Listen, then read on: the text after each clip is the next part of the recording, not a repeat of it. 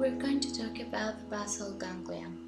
So for first at all, we're going to see what's the basal ganglia. So the basal ganglia, it is a number of nuclear masses. The nuclear masses lie within the cerebral hemisphere.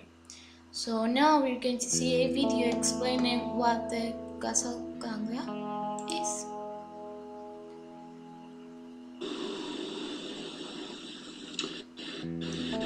Hi, the next thing that we're going to consider in the cerebral hemispheres are the basal ganglia. So first thing we need to know about basal ganglia is its structure. Within the structure, we're going to consider the structure of the individual components separately, but overall the basal ganglia consists of a number of parts.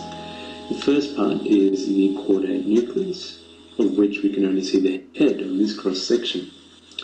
Apart from the caudate nucleus, the other main component of the basal ganglia is the lentiform nucleus. And the lentiform nucleus consists of two parts. It consists of a lateral putamen and a medial globus pallidus. Apart from the caudate nucleus and the lentiform nuclei, other nuclei which are important to the basal ganglia include the amygdala and other functional parts which aren't anatomically near these basal ganglia.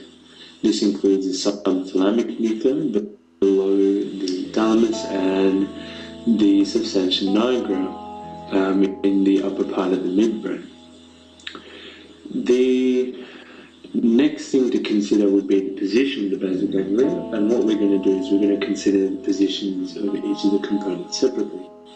Starting off with the lentiform nuclei, we'll note that the lentiform nuclei here are located between the insular cortex laterally and the internal capsule medially. Within the lentiform nuclei itself, you've got the putamen laterally and the globus pallidus medially. Then, to remember, we are going to mention the parts of the basal ganglia. So we have the caudal nucleus, the putamen, the ventral striatum or nucleus accumbens, the globus pallidus, external and internal segment, the substantia nigra, pars compacta and pars reticulata, and the subthalamic nucleus. To our next, we have what the basal ganglia do. So their nucleus are involved in the voluntary movement. So let's see a video that are going to help us seeing what the basal ganglia do.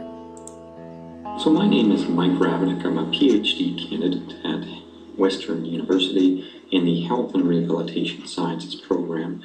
And in this short video, I'm going to take you through the motor circuit of the basal ganglia, looking at both normal function of the basal ganglia, as well as dysfunction when we have basal ganglia disorders that are either hypo or hyperkinetic in nature. Okay, so there's just a couple of things that we need to go over before we begin that should help us to go through the motor circuit. So the main neurotransmitters involved can either be excitatory or inhibitory. The most common inhibitory neurotransmitter in the central nervous system being GABA, the most common excitatory neurotransmitter in the central nervous system being glutamate. And in both cases, dopamine can either be an inhibitory or an excitatory neurotransmitter depending on the specific dopamine pathway that we're looking at.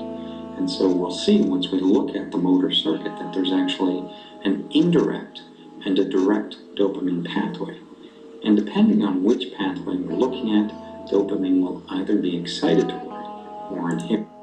So then we're going to see how to draw the circuit of the basal ganglia. So let's listen to this video. Here we will draw the basal motor circuit. First, let's establish the major involved structures. Begin with the cerebral cortex. Its relevant input is from the thalamus, and its relevant motor output is to the cranial and spinal motor neurons. Motor impulses enter the basal ganglia through the putamen and exit through the combined globus pallidus interna and substantia nigra reticulata nuclei. To draw the circuitry of the direct pathway, first show the putamen inhibit the combined globus pallidus interna substantia nigra reticulata nuclei, and then show this nuclear combination inhibit the thalamus. Imagine that these two inhibitory pathways cancel one another out. Next, show that the rest of the fiber projections are excitatory, those from the cerebral cortex to the putamen, from the thalamus back to the cerebral cortex, and from the cerebral cortex out to the motor neurons. Label this entire circuit as the direct pathway. Overall, then, the direct pathway is an excitatory pathway. Next, we will draw the indirect pathway, which incorporates several of the same steps as the direct pathway. Both begin with corticostriatal excitation of the putamen and end with globus pallidus interna substantia nigra reticulata inhibition of the thalamus. For the moment, think about the indirect pathway as being just like the direct pathway, with the only addition of passage through the globus pallidus externa, which adds an additional inhibitory step. Because this creates 3 inhibitory steps in a row, the sum of the pathway is inhibitory. Let's draw out the indirect pathway. First, show the putamen inhibit the globus pallidus externa. Then show the globus pallidus. So then we have the putamen. The putamen lies lateral to the internal capsula and globus pallidus. It separates from the globus pallidus by the thin lamina of nerve fibers. Lateral to it lies a thin sheet of gray matter which separates the white matter into 2 layers, the external capsula and the extreme capsula. So now we are going to see that's the external capsula and that's the extreme capsula.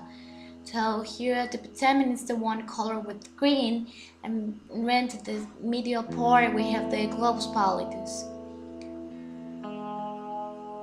Then we have the caudate nucleus. Caudate nucleus consists of a large head and body and a tapering, curved tail. The head and the caudate is completely separate from the putamen. Here we are going to see the caudate nuclear function that is based on pletion. So let's see what we have.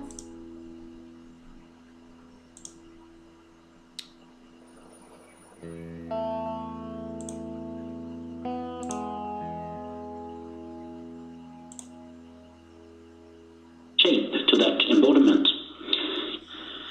And in this video I present a theory about why both shapes and embodiment are critical for sexuality based on the different types of neurons in our cortex. In the center of our brain is a structure called the striatum. The dorsal striatum contains the putamen and the caudate nucleus. These structures are important in motivation and reward, and dopamine is involved in the continued activation of striatum. When putamen areas gets activated, you get motivated and rewarded by performing specific motor actions, since the putamen is heavily connected with different motor areas of our cortex. But parts of the caudate nucleus are instead connected with retinotopic regions in the frontal and the parietal cortex. So when this area gets activated, you feel reward for spatially keeping your eyes at something. There have been a couple of fMRI studies where they have scanned males looking at pictures of women of different waist hip rate. So that's a picture of you keeping your eyes on something. So next we're going to talk about the striatum. So the striatum is the nuclear caudate. The caudate nucleus and the putamen together refer as the striatum. They are the input regions of the corpus striatum. Since the majority of the affairs from other parts of the brain and here rather than in the globus pallidus. So let's see the video what has for us. At that time in the early 50s, Heath in Louisiana reported some interesting studies in man suggesting that there might be some sort of pleasure area in the brain.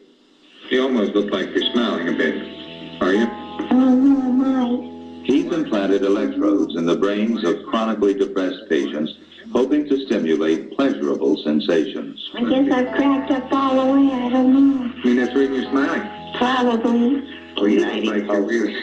What are you laughing I about? don't know. Huh? What is it? Are you doing something to me? Not surprisingly, the experiments were controversial, but the electrodes did have an effect, especially near an area of the brain called the nucleus accumbens. Heath even let his patients control their own stimulation. I find this button the best. That's number 2 button. Most pleasurable. How do you feel? I made a small joke yesterday. I don't know if I should repeat it or not. I'd like to hear it. Do you think it's worth repeating? What about the very deep electrode all the way down? You're trying to tell me how it excites you, is that it? No, I think it's somewhat of a sexy button. Yeah.